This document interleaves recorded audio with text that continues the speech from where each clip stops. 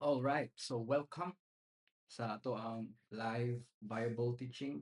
This is the first time walay nag-warn, walay nagkuhan ani. So um and I'm also exploring as well if we could use this as a venue or as a means nga maka duta og inani Bible study nga live. Um, not not similar sa atong gibuhat pag Wednesday, which is na tay interaction, but this one is more of a na share na ko i-share from the Word of God. And of course, there's still we're still free to participate using the comments. So feel free to comments. I see na ano tayo duha ka viewers. So feel free to comment kinsa ni sila ang mga nag-view di bitaw makita bitaw. So more attendance check, so to speak. So gamay ra ta. I think I'm not expecting will be many at this time. First time pa man pud ni. But I really hope nga ang katong mga nakamiss ani not to kanang tanawa ang replay sa live, and also I will also upload this one in YouTube. Um, and also like kuan lang shared kanang kuan lang shared link lang, so only kita rin mga kita for now. So yeah, this one the I'm gonna sharing the message I'll be sharing today is selyado. So unsa ni siyang selyado? Sealed. Oh, di ba? Kanang it's Spanish or whatever, sealed. So this answers the question, is your faith information or transformation? So the purpose of this Bible teaching, Bible study is really for us to have um have kanang discernment. What is discernment? Kanang makatel ta ba? Kanang makakita ta. We'll be praying to the Holy Spirit this coming Sunday nga to open our eyes, to see, to see people who have genuine faith. But the question is, do we know what genuine faith is? What exactly is genuine faith? So, wala siya. So, whoever is in this live video, um, please do a feedback sa comments if ka-comments mo or mag-send mo sa message kay ato lang sa i-check ba. I need your feedback if you are here watching live to comment kanang if klaro ra ba ang tingog. So it will be appreciated. Oh yes, Pastor D is here. Yay. So please please lang ko confirm bro if matungog ra ang tingog. Ako hello, hello. Wala ba ko na mute or whatever. So I think naara gyapon ko tingog. So yes, all right. Selyado. So so the verse that we'll be reading for today is coming from Ephesians chapter 1 verse 13. So asam na siyang Ephesians chapter 1 verse 13. Sanin siya? Siya Ephesians chapter 1 New King James Version. Sa may context ani niya. Direta ba? Direta sa ugod. Sa verse 7. In him we have redemption through his blood, the forgiveness of sins, according to the riches of his grace, which he made to abound towards us in all wisdom and prudence, having made known to us the mystery of his will, according to his good pleasure, which he purposed in himself, that in the dispensation of the fullness of the times he might gather together in one all things in Christ, both which are in heaven and which are on earth in him.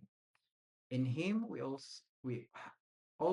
have obtained an inheritance, being predestined according to the purpose of him who works all things according to the counsel of his will, that we who first trusted in Christ should be to the praise of his glory. Diri na niya.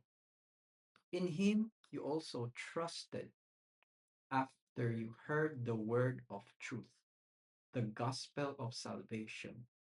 In him also, having believed, you were sealed with the Holy Spirit of promise. So, kanang as I was reading this one, nakakuan ko ba nga, is it that simple? Is it that simple nga kanang nituo lang ka unya naa na nimo ang Holy Spirit? So I was wondering, what some of the I was asking, ano na may mga tao nga nituo, then mura magwala nila ang Holy Spirit ba? Wala na ang Holy Spirit. Wala, dili nimo makita, Lord, di ka tell ba na ano yung Holy Spirit? May or na mga certain people nga moingon, I am Christian, di ba? So, unsa jud day naaani? Should they naaani? So, let's I'm gonna show you how I usually kanang study kuan um Ephesians 1 verse 13 Greek. Ano ni siya? O i-search na nako. Kay original man atong basihan. So ato na search sa Greek. Oh. So makita nimo diri. You will see here. So may nani ano siya interlineal no. In him, so maning English, you having heard the word of truth, the gospel of the salvation of you in whom having believed. Having believed. So ang original di ani nga Greek sa having believed kay pisteosantes. So tunon ang kanang maka-wonder ka ba nakakuan ko aning believe. There's something about believe. So mao to nga i-click ni nako pisteosantes. Okay? Nya ari ka diri sa kanus diri pud nga side makita nimo asa ni siya nga verse na ginagamit para maka-study ka sa context. Pero kung gusto jud nimo studyhan unsa jud ang meaning ana word ug ang root word ana sa pisteosantes ari ka sa Strong's Greek, no? I-click na nimo, then dira na nimo makita unsa jud ang iyang definition. Oh. So, ang kuan ani ang iyahang root word ani kay pisteo, pisteo or something sa pisteo. Ang kuan ani is look, it's from pistis, to have faith upon which respect to person or thing. So believe so mga laing mga kuan ni believe, commit, to trust, to put in trust with. So mao na siya kanang ang pag-study sa word nga pistis. So balik ta dire sa ato ang Bible verse. All right? So sa verse 13, having you were sealed with the Holy Spirit of promise. So mo ni ato ang kanang anchor verse for today. All right? So ato ning i-dig deeper. So naay kaning self-proclaimed believers remain spiritually exhausted, displaying no power of transformation. They try to earn or maintain their standing through sheer willpower. So naay mga tao nga kanang ah, kuan gyapon ba kanang works ra gyapon, di ba? So if the Spirit promised to everyone who believes, are we missing what belief actually means? Mo na studyhan nato for today unsa jud na ang pasabot sa belief. Okay? So let's move to the next. So ano ni siya? Naay 3 levels nimdumi ni siya. Noticia, ascensus, o fiducia. So like level 1 kani noticia, level 1, ascensus, level 2, fiducia, level 3. Say pasabot ani say ngano na man ni picture diri kaning kuan kaning sa notisya unsa may but pasabot ani kani ni notisya is knowing the facts of the gospel.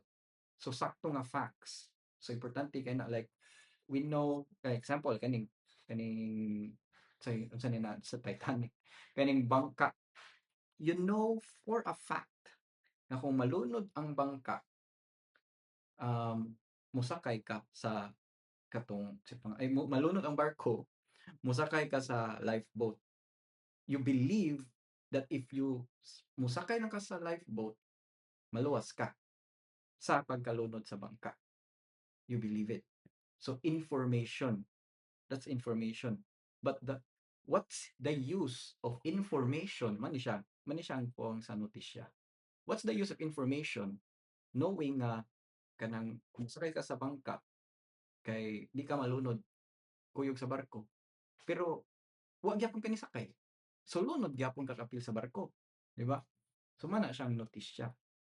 Ang second level is ascensus, assessment. Money if you hear us say about mental assent is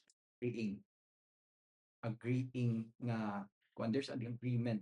So gibasa jud nimo ang kanang materials na nagka-agree jud ang mga tao, ang captain niingon nga yes, that's really important that you should ride on the lifeboat. Yes, that is important. So agree na ka. And these are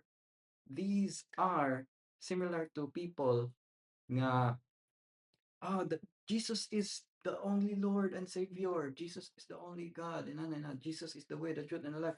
Amen! Amen! I agree! Amen! Oh, di ba? May ka mo amen, amen ba?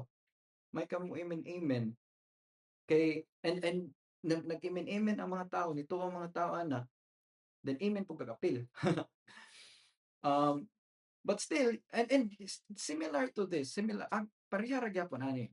You agree that eating healthy will kuan kanang dili ka masakit or you agree that it is bad to eat junk foods, di ba? We agree that with the doctors it's bad to eat junk food, and yet kuwang gyapon bisan pa og ni agree ka, bisan pa og kay baw ka sayop na siya, and you still do it, di ba? Or even if let's say in this case sa barko, even if nikibaw ka nga you need to sakay sa lifeboat and still nakadungog pod ka sa mga kapitan, nikabasa jud ka sa manifest sa barko or sa kuan sa definition sa kuan inana that it's really important, and still di gyapon ka mosakay, naara gyapon ka sa barko, that's useless. And level 3 mo na ni siya, fiducia. Fiducia is trust. Here's the thing, lahi ang trust ug ang belief. Belief is yes, you believe. I believe na kuan lang jud na kanang kay ang atong manggong English language good. Lahi ni siya sa Greek. Kung moingon tag believe sa English language, kanang naa na siya kuan gyapon nga kanang I believe or suspend lang nimo ang disbelief para mo believe ka na. But you do not really get into it. You know what I mean? But sa Greek manggod nga pistio, you place your entire weight. You place your entire weight on the object of your faith. Like wala na ka sa barko, wala na ka sa barko nga nalunod, wala ka sa dagat, you get in the boat. You get in the boat. You cannot di sad ka makaduha-duha na like one of your one foot naa sa nalunod nga barko and one foot naa sa lifeboat. Di ba? Lunod gyapon ka. You have to be fully in the boat. All right? So that's fiducia. So this is one thing is dangerous. One dangerous thing is kaning sa James chapter 2 verse 19. Diri ni siya ang katong kuan um about faith and deeds nga kuan ni James. James chapter 2 ato i-search diri be. Okay. Okay, James chapter 2. Oh. na diri ha. But someone will say, you have faith, I have deeds. Show me your faith without deeds, and I will show you my faith by my deeds. Oh. So you believe that there is one God. Good. Even the demons believe that and shudder. So there is actually this passage here sa James. It's it's saying about there is a belief na on the level ra gyapon sa demons. Wow, imagine na, I believe in God, I believe in God, pero same ra gyapon mo og level sa inyong pagka-believe sa God, sa demons. Nga naman, kay ang demons, they believe that there is one God, but they don't have fiducia, they don't rely on God. So, mo ni siya, if the belief is only mental assent, if the belief is only mental agreement, yung theology is no better than the demons. No better than the demons. True faith requires surrender and personal reliance, not on just the free susin, ang kanang shudder ba? Kaning free susin, mo siyang shudder. So, tanawa na to ang graph dire ha. So, notice siya, oh, even demons know God exists, man siya nakakuan ni. Nay mga atheists nga dili gani mutuo nga God exists. But demons believe God exists. Yeah, they see God. They have seen God. So of course they believe God exists kay nakita gud sila. And they agree that he is Lord. They agree that he is Lord. Moingon lang kag in Jesus name hadlok mo gani na sila because they know the power of that name Jesus. But they ang nakahipin nila, they do not rely on God. They have their own. They want to they want to be like God by knowing good and evil. That's why they don't submit to God. Man siya. They don't submit to God's definition of good and evil. Listen to this. Kani, this will blow your mind.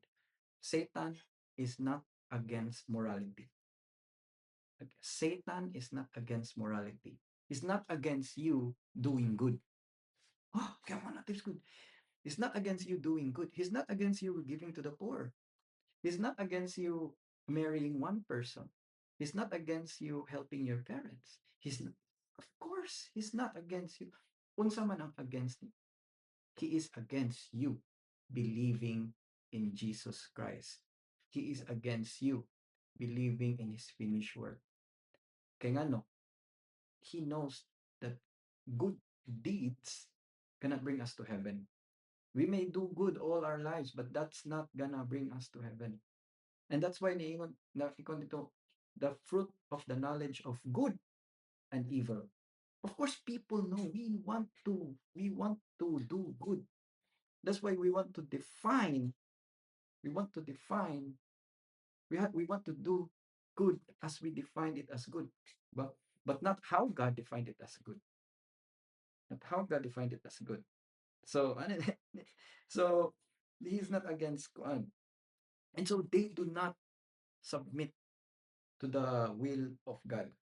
So that's mental assent.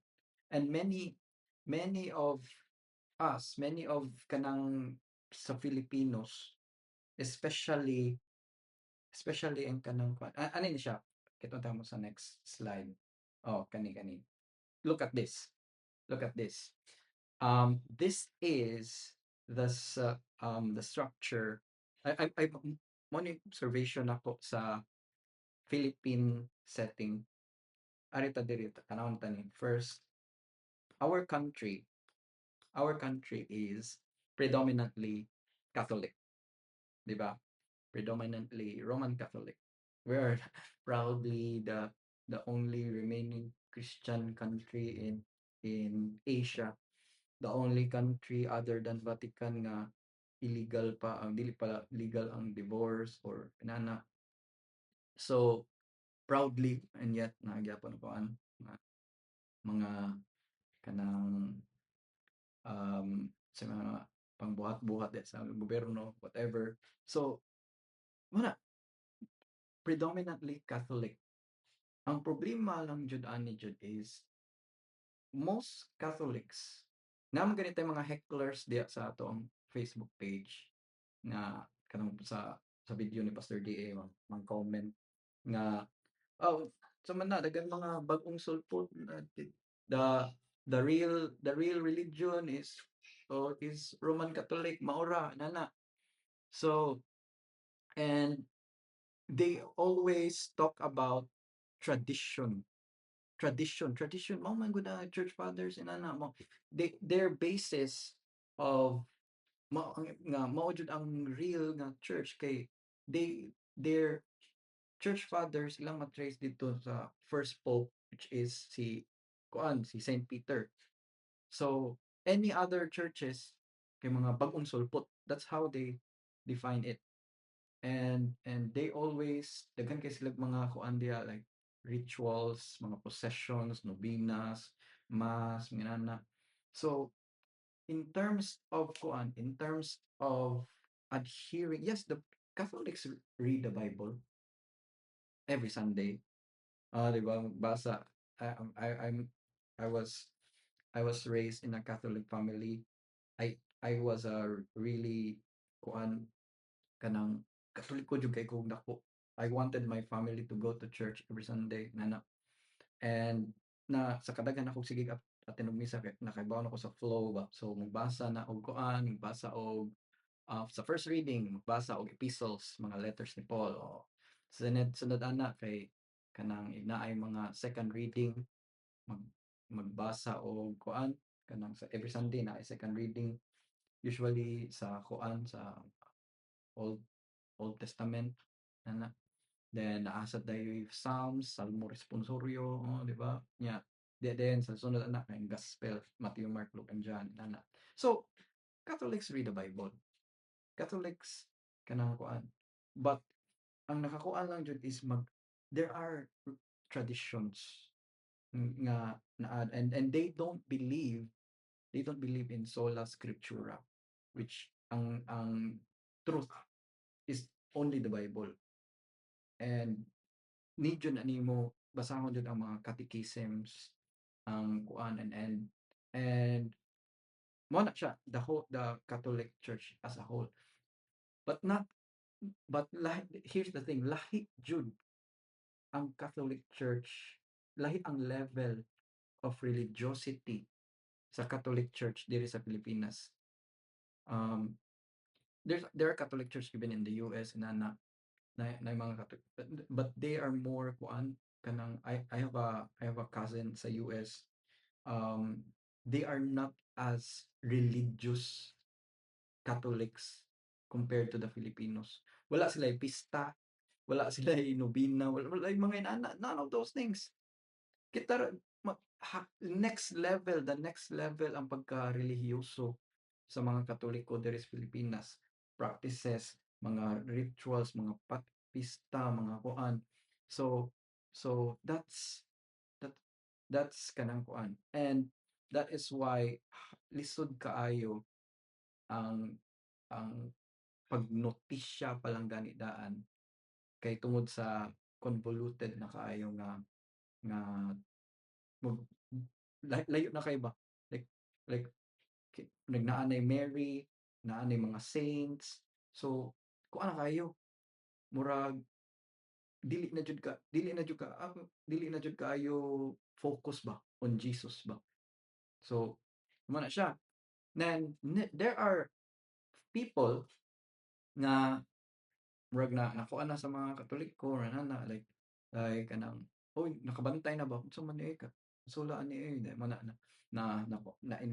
na-invite sila o mo gitawag pa sa mga Katoliko mga Protestante di ba or gitawag nga born again Christian di ba?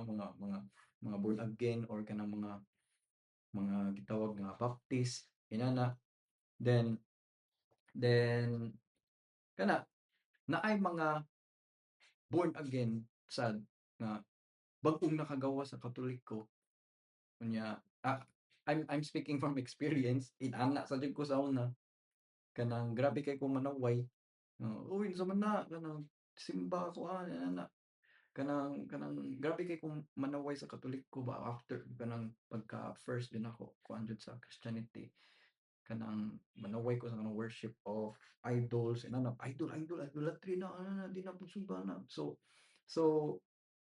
not knowing nga even nga dili na ko daw Katoliko, na Christian ako, nagpa-baptize na ako sa Christian, born again ako. There are still kanang kuan kanang there is still chance nga I still mix my faith in Jesus with performance. Like need ko nga mo attend ani nga church. Every ko anjud religiously, naaragyapon ang religious. I still rely on my mind. I still rely on my kuan kanang works. So I still rely on my good behavior. And then also, yeah, I read the Bible, I read Quran, and I attend worship service, I attend Bible study, diba? So, and then, inani gyapon, makasala gani ko, mag-search ko sa akong heart. Search ko sa akong heart, mga kong pasaylo sa Ginoo, Lord, sorry kay Lord, nakasala ko. Ya, dili ko, dili ako feel nga suod mi sa Ginoo if gikan ko nakasala. And that's when I already called myself born again. there is still a there is still a bit of a reliance sa akong self. So that's just kanang the reality sa kwan. So ato ni compare the add-on religion. So why people still have kuan kanang mental assent because this is how they're viewing Jesus. This is how they're viewing Jesus. Oops. So add on religion, believers' life, believers' works, my good works, and then Jesus. Jesus is like supplement, food supplement ba nga kuan. Buhat na murag ina ni gyapon, lihok tao kitabangan ko ikaw. Nag-una ra gyapon ang works, nag-una ra gyapon ang pagkabuutan or pagkakuan. Then so gihimo lang ko murag si Jesus my last resort. Like dili kaya and ara ni Jesus. Kaya ko sa nako. Ako sa ning buhaton Lord ha, pero kung di ka na ako kaya, ikaw na lay, you do the rest. Do your best and God will do the rest. Do your best and God will do the rest. That's not quite our language sa Gospel of Grace. God has done his best and so we rest. And that's why we're able to do our best. Taas-taas siya. But ana na siya. God will do the rest. He's the one who gave his best. So we can rest. And from our internal rest, through his strength, we're able to give our best. Na? Di ba? So this is the radical preposition. Ace. So, asa ni makita ang ace, no? Asa ni makita ang ace? Ato ay tanawon bisag Greek study. Kani balik ta dire. Asa ni siya? Kay and whom having believed you're also sealed. Kani total relocation.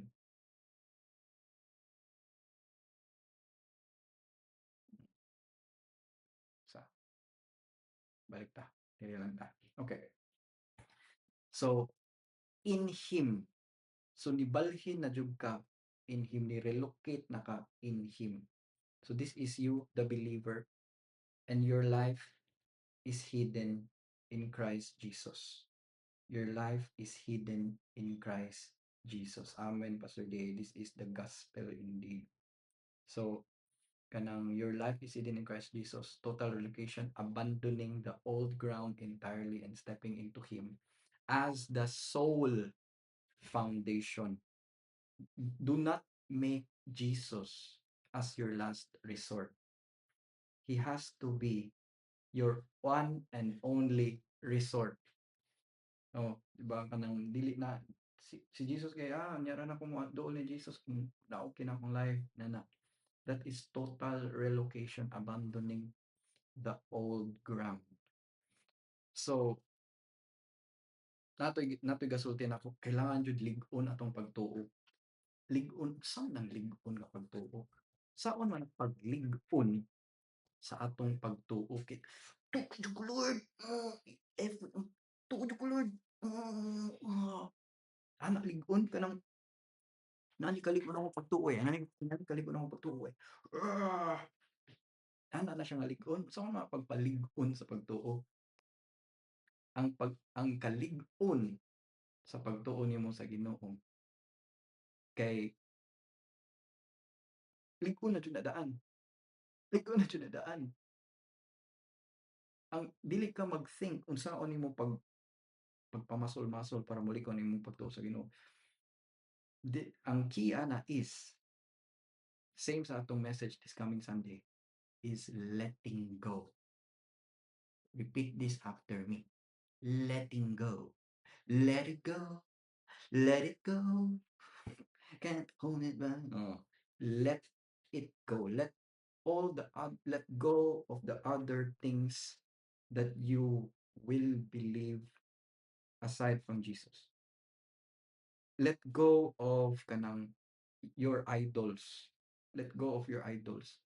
Starting from yourself.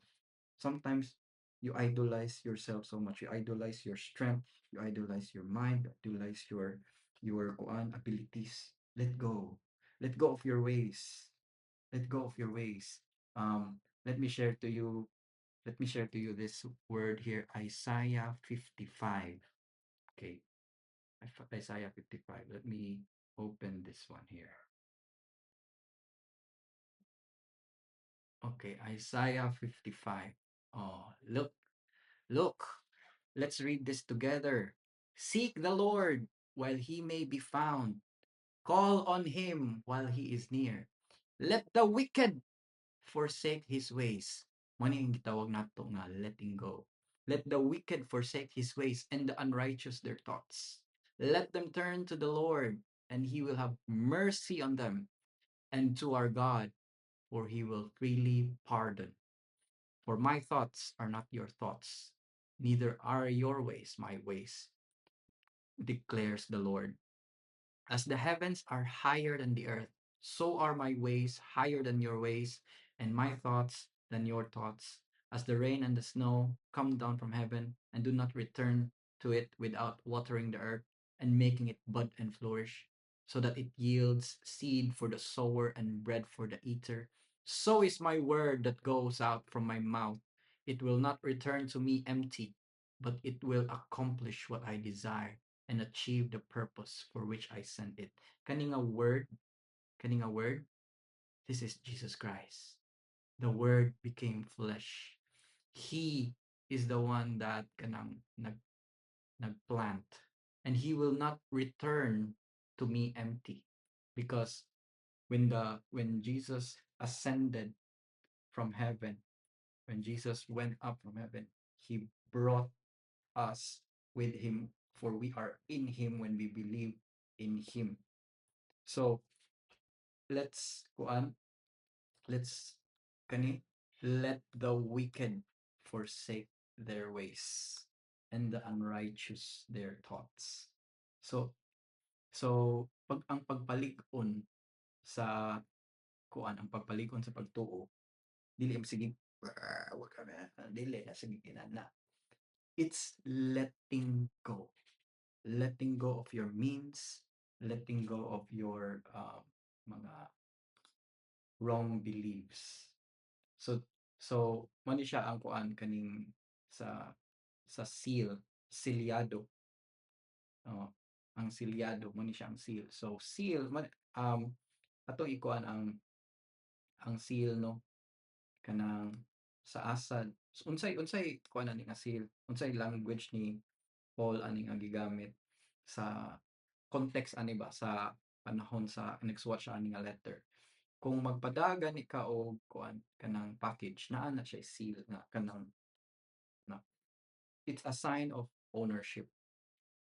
The Holy Spirit defined siya sa Ephesians as a seal kanang let's read this together sa kung ano sa diri nga side nga part no. Oh, 13. You were sealed with the Holy Spirit of promise. Ato ibalhin ni siya sa kuan ni NIV kay mas masabtan siya. Ah, and also you are marked sa NIV, you are marked in him with a seal, the promised Holy Spirit, who is a deposit guaranteeing our inheritance until the redemption of those who are in God's possession. So, seal, siya ang seal na to nga nakapa-sure nga dito ta padung i-deliver ta sa asa ta padul which is langit. And not only nga seal siya nga gihatag sa Ginoo nato, deposit siya more kung sa ato apang definition is down payment. Down payment.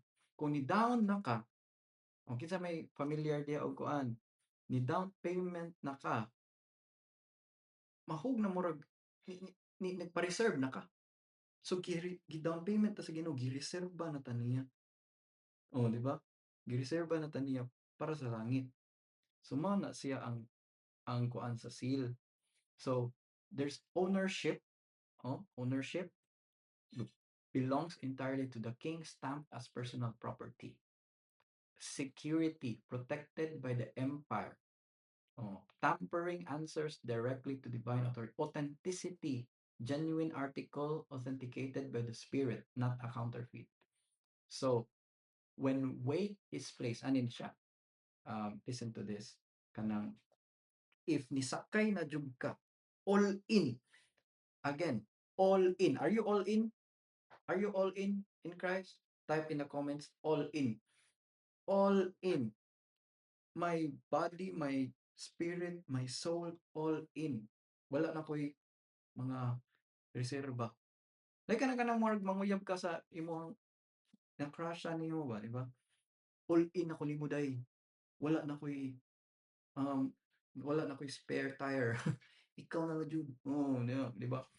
So, all in ta ni Jesus sa atong the only way for us to go to heaven.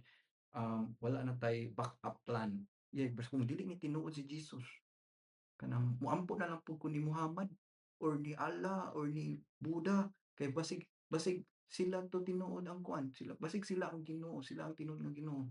No, Jesus said ana siya unsa gingon ni Jesus, I am the way, the truth and the life. Kung may kag the I am the one, I am the one, then it means you are the only one. The is kanang sa language pa wala ni lain the. Kung maingon kag I am a way, a truth, and a life, it implies nga napay laing mga way, napay mga laing truth, napay mga laing life. Pero ang gingon ni Jesus, I am the way, the truth, and the life. No one comes to the Father except through me. Meaning ana, wala ni lain. So di na ka mag-explore paglain. All in na. All in. Yeah, all in.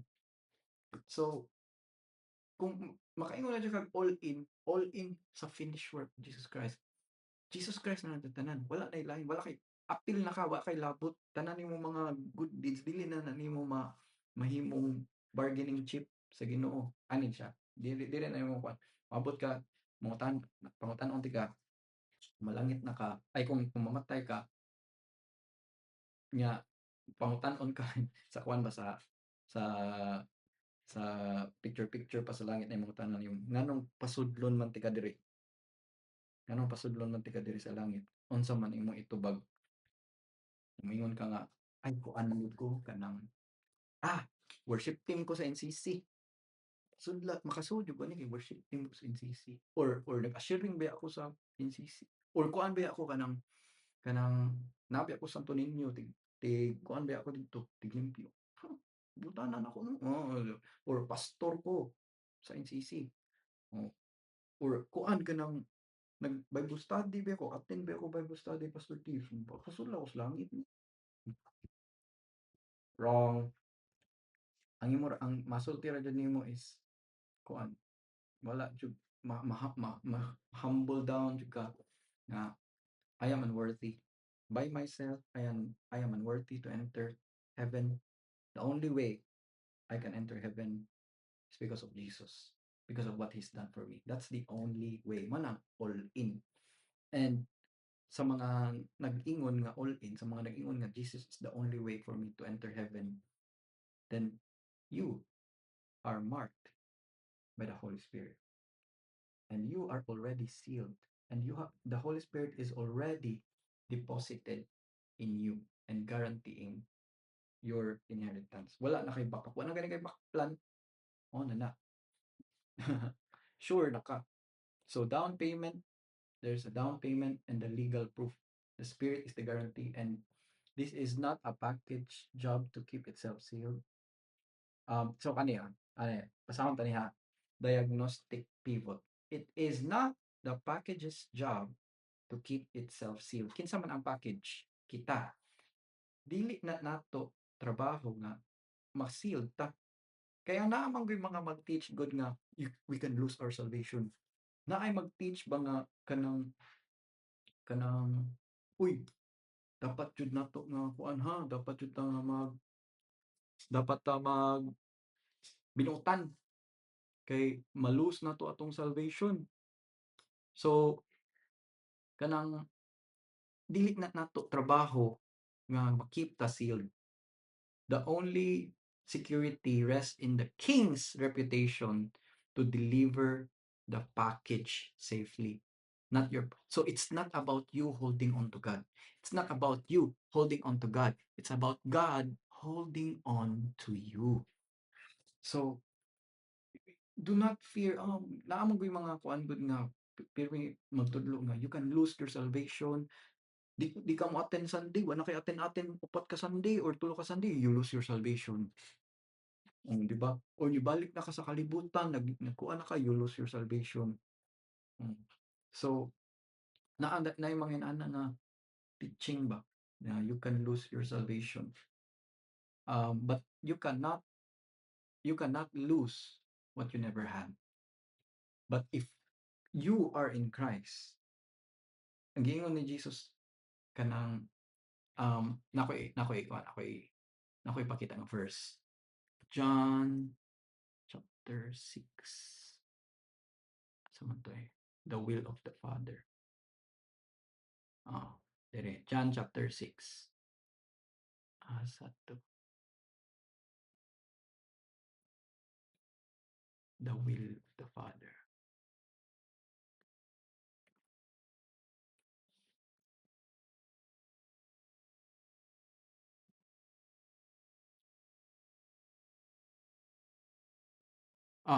Dire, 37. All those the Father gives me will come to me, and whoever comes to me, I will never drive away. I will never drive away. Mudul ka ni Jesus, mingon Jesus, pahawa di, pahawa. Di siya minana. Again, for my Father's will that everyone who looks to the Son and believes in Him shall have eternal life, and I will raise them up in the last day. Napaw? Ay, kung naglibog pa ka, kung malose nimo imong salvation, ato ra gud ni zoom in tani zoom in para makita jud, maklaro jud ang pulong sa Ginoo. Ato zoom in tani, zoom in. Sinsya na kay kuan pa, di pa kita pro ani. Okay. Kani verse 39. And this is the will of him who sent me, that I shall lose none of those he has given me. I shall lose none of those he has given me. So, Sharo. Si Jesus ang nag-hold nimo. Dili ikaw ang nag-hold niya, siya ang nag-hold nimo. Amen? So, next. So, kani naay mga kuan nga nagsige ko pangutana sa Ginoo ba unsaon ni nato pag kuan pag-access ani nila nga kuan. I'm talking about Catholics. Daghang tag Katoliko niya and by the way, naay mga tenatud this coming Sunday nga Catholic jud. Catholic jud. So, how do we talk to them? And how are we able to kuan connect with them? And dili tama like ang nakakuan ko na nakapangutan ako kung gamit tag high priest, finished work, kaning mga terms nato sa NCC nga kaning kuan, kaning kaning finished work, high priest, murag jargon ra kayo na para sila ang kuan. Nya especially dili jud ta magkigdebate nila about aning mga dogma, mga santos, mga Maria, inana kanang worship ni Mary, inana unsay nakalahi jud nila ba dili ta mo kuan ana naay solution. The solution ani is to point them to Jesus Christ. But unsa nga attribute ni Jesus Christ ang atoang i-highlight? Mo ni question, unsa nga attribute? Mo ni nga attribute. The Savior, of course, they know that, believe that, kanang okay kinsa may Savior. They believe that Jesus is the Savior, of course. But kaning iyang pagka mediator, kaning iyang pagka mediator, Jesus ang kuan man gud ani ang kuan man gud nila is nay mga santos, di ba? Mga santos. Nganong moagi man mog santos? Nganong moagi man mog Mary, di ba? Because they are thinking nga mas duol-duol sila nato kay tao sila, di ba? Oh, and of course na santos jud sila. They are saints. They are sanctified. They are saved. They are saved.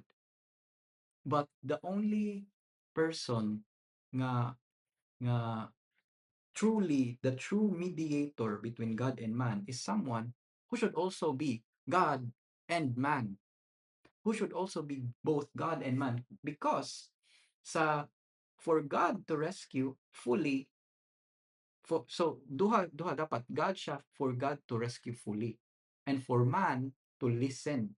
So dili na siya magkinahanglan og secretary nga mag-take og calls niya.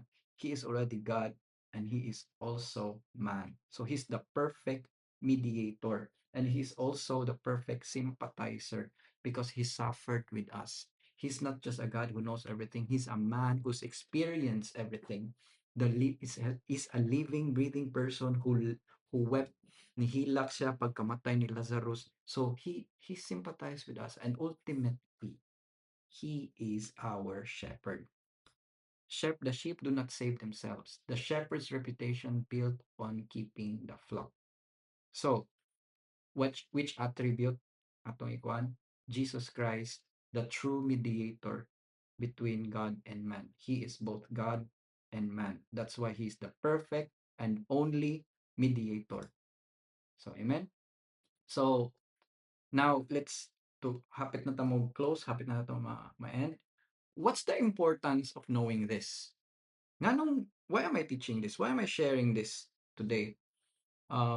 We're praying na we're praying na we'll be able to see people who have faith. And I will show you an example of what I mean here. Diri sa Acts chapter 14, nag-preach si Paul sa Lystra. So we will hear the story more and more. In Lystra, to the sound, verse 8, in Lystra there sat a man who was lame. Di kabarog na. He had been that way from birth and had never walked. So inborn siya nga bakol. He listened to Paul as he was speaking. Nanito pa jud kani kung studihon ninyo ang kaning word na listen, original ani sa Greek, it's present imperfect. Meaning kanang nagsige siya og listen, sigig balik-balik og listen ni Apostle Paul. Paul looked directly at him, saw that he had faith to be healed. saw that he had faith to be healed, and called out, "Stand up on your feet." And that, at that, the man jumped up and began to walk. Now, question. Si Paul ba ang nakapahil sa tao? No. Si Paul ba ang nakapahil sa tao? No. The person has been listening to the gospel being preached by Paul again and again and again. But Paul, gibutang diri sa kuan, he saw, he saw that man, that he had faith to be healed. So unsa may naana, kakita ra si Paul, nakakita ra siya, and he called out, "Stand up on your feet." So iyarang, what does it mean? We are not the source of the healing of the person, but we we witness we witness the work of the Holy Spirit in that person. So that's why we pray. That's why I always advise everyone, especially mga small group leaders, let's really pray that God will open our eyes to see the work of the Holy Spirit so that we can witness. We can see who has genuine faith. And what can bring genuine faith? The only thing that can bring genuine faith is preaching the pure, unadulterated gospel of grace without mixture, without any addendum, Jesus plus nothing. That's the only way we can bring genuine faith. And when people believe and all in on that faith, and we see with that same Holy Spirit enabled eyes, that person has that faith, nga nituod jud siya sa pure gospel of grace, we can see miracles. We can see the Holy Spirit filling up that person. When a person goes all in for Christ, all in on his finished work, healing happens. Salvation happens. Diba? So, that's it. So, let's go on. So, the context, nag-preach siya sa Lystra, observation, he looked, and then, how did he see it? Paul heard the posture of the heart. The man was not defending cultural traditions or boasting in religion. He had reached the end of himself, stopped striving, and was leaning forward into the gospel. So, mana, asan ta? Wait. Okay. So, tanawon ta ni ha. Tanawon ta ni, duha na lang ka slides, hapit na tamahuman. So, red flag, I trust Jesus, but I also hope my good deeds outweigh my bad deeds. Red flag, ilhan pa na, dili na siya ilhanan sa naluwas pa jud ni tao, kay naa pa siya. I trust Jesus. They know Jesus. Sikat na kay ni Jesus. Uy, daga na kay dakailan Jesus. Daga na kay kibaw nga savior siya. But naa pagyapoy mag-ingon nga, I hope my good deeds outweigh my bad deeds, kay pwede pa na nila gamiton as bargaining chip ining adto sa langit. Di pa sila all in man ilhanan nga, di pa sila all in ni Jesus. Kay naa pa sila gipakapin nga good deeds na padre. I am saved by grace and I have to make sure I don't mess up so God won't discard me. Mao ni gyapon ang katong mga kanang mga born again ako nung mga Christian nga mag-think pa nga malus nila ng salvation. So, you are saved by grace. Listen to this, Listen to this. You are saved by grace and you are kept by grace.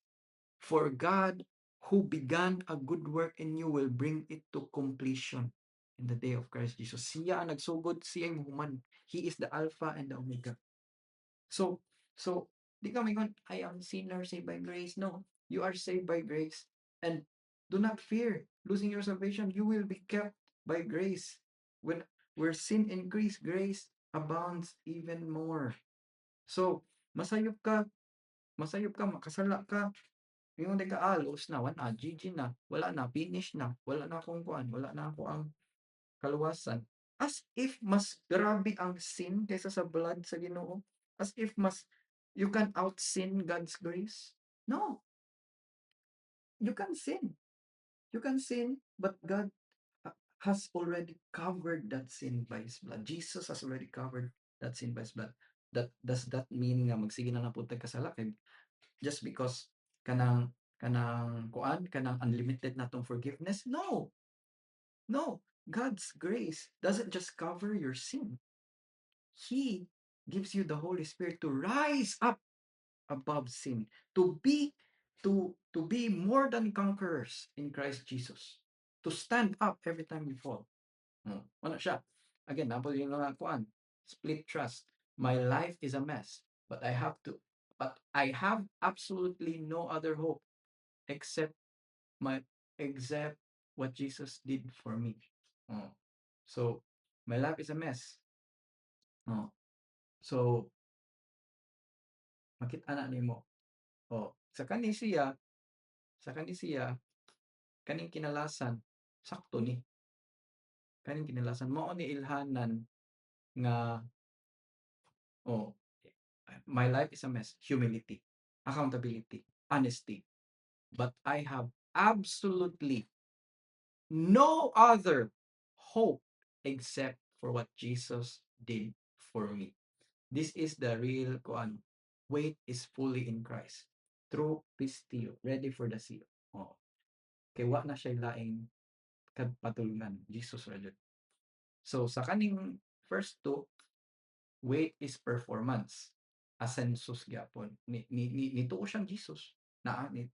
He believes nga naay Jesus. But naa gyapon siya good works, good deeds na. Sa kaning sa kaning ikaduha, split trust ra gyapon. Make sure I don't mess up so God won't discard me. Okay. Last. Okay. Intellectual assent and striving. So knowing about God from a distance. Okay. Fiducia and rest. Total relocation. Naaka in Christ. Placing your full weight on the mediator. Being permanently secured. So the goal of discipleship is not behavior modification. It is relocating a person's trust from their own religious striving into the unshakable security of the Spirit's seal. All right. So that is it. So now if you already if you're still here, thank you for staying. Now, but we have 6 people viewing. So thank you very much. I hope na naka-enlighten ni siya nga Bible sharing. Um, the real makaingon yung belief, the real belief, all in. There's the all in belief, all in, all in Christ. So, beloved, thank you that um you're hearing this message. I thank the Lord nga they have the Lord has brought you to his salvation, to listen to this, to the words of Christ nga you are already in Christ. You are already in Christ. So let go. The Christian life, the Christian life is a life of letting go. Letting go of things that you hold above Christ. Things that you think that you can bargain nga pwede nimo makuha sa Ginoo. So so it's manay gitawag manay gitawag nga cleansing, tinuod nga cleansing. Cleansing of everything that you think will bring you to Christ. No, Christ is drawing near to you. Christ is drawing near to you, and you are in Christ. Amen. So thank you very much. So I I declare a hap I declare the Holy Spirit's work in your life right now. I declare healing in your heart as you release forgiveness to everyone. You receive forgiveness. You receive the once and for all forgiveness by the blood of Jesus Christ. He is the only way. He is the only truth. He is the only life.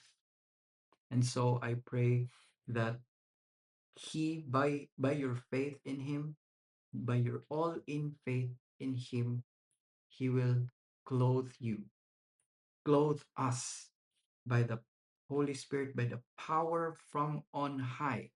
And may the gifts of the Holy Spirit be active in you as you serve the Lord.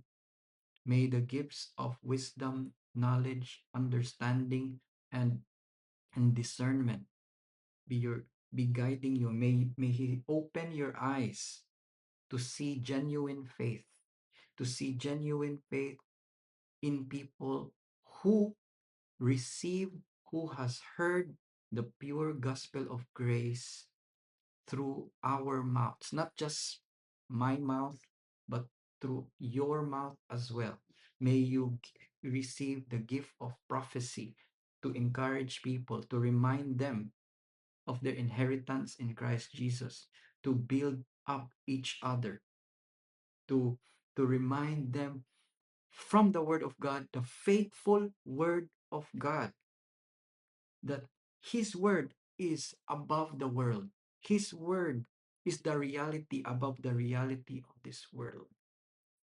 That when they believe in you, when they believe in your Word, when they believe in Christ, all in, they may also receive the gift, the promise. They will be sealed by the Holy Spirit.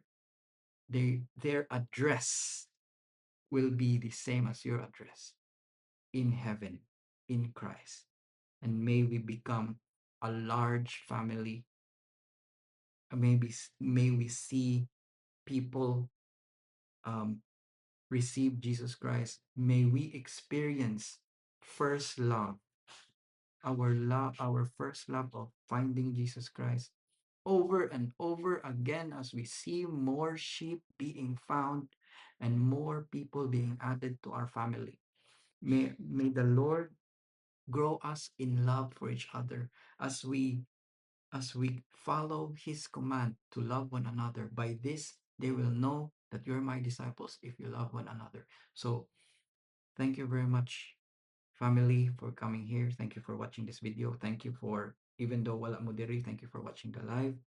Just remember that they will know that we are God's disciple. We know that they will know that we are disciples of Jesus Christ when we remember his word, that through his love for us, we'll be able to love one another. They will see a family. They will see a family that they want to belong to. So thank you very much. Have a blessed night. And next time, um, there will be more of this. I pray there will be more of this Bible sharing. Maybe not only me can host. Maybe soon si Pastor Da or si si Brother Ken. Who knows? But I'm just doing this one um, out of the abundance of the revelation nga gihatag sa Ginoo nako this morning.